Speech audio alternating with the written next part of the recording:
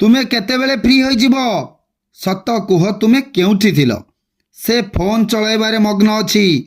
ତାକୁ ପ୍ରେମ କରିବା ମୋର ବୋକାମି ଥିଲା।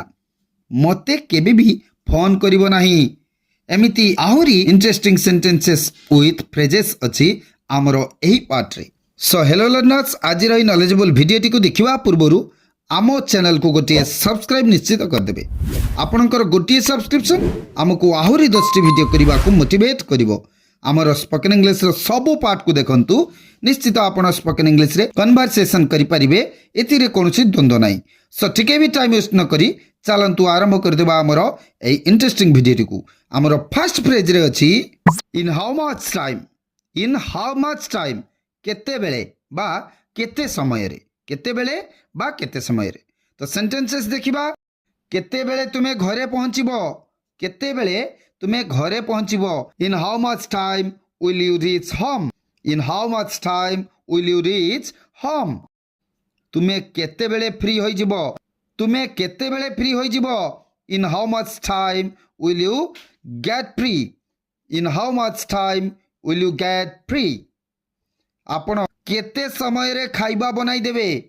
ଆପଣ କେତେ ସମୟରେ ଖାଇବା ବନାଇଦେବେ?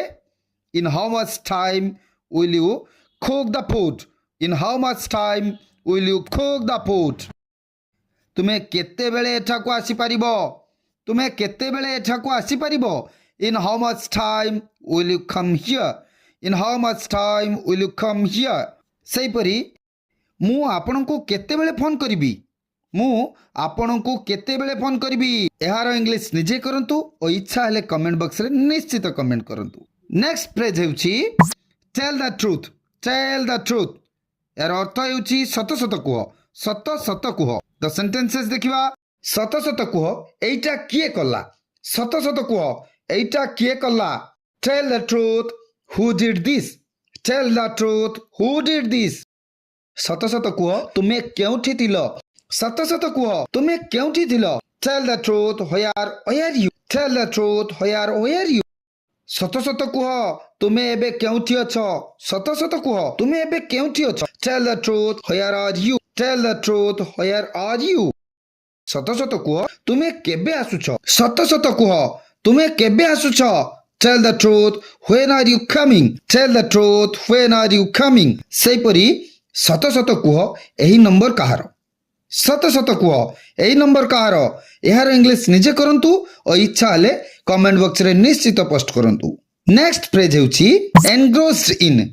ଏନଗ୍ରୋସ୍ଡ ଇନ୍, ଏହାର ଅର୍ଥ ହେଉଛି ମଗ୍ନ ହୋଇଯିବା। ମଗ୍ନ ହୋଇଯିବା। ତ ସେଣ୍ଟେନ୍ସେସ୍ ଦେଖିବା। ସେ ଫୋନ୍ ଚଳାଇବାରେ ମଗ୍ନ ଅଛି। ସେ ଫୋନ୍ ଚଳାଇବାରେ ମଗ୍ନ ଅଛି। He is engrossed in using phone. He is engrossed in using phone. ଆମ୍ଭେମାନେ ସିନେମା ଦେଖିବାରେ ମଗ୍ନ ଥିଲୁ। ଆମ୍ଭେମାନେ ସିନେମା ଦେଖିବାରେ ମଗ୍ନ ଥିଲୁ। We were engrossed in watching cinema. We were engrossed in watching cinema. ସେ ତାଙ୍କ ସାଙ୍ଗ ସହ କଥା କହିବାରେ ମଗ୍ନ ଅଛି। ସେ ତାଙ୍କ ସାଙ୍ଗ ସହ କଥା କହିବାରେ ମଗ୍ନ ଅଛି। He is engrossed in talking to her friend. He is engrossed in talking to her friend. ସେ ନିଜ ଦୁନିଆରେ ମଗ୍ନ ଅଛି। ସେ ନିଜ ଦୁନିଆରେ ମଗ୍ନ ଅଛି। He is engrossed in his own world.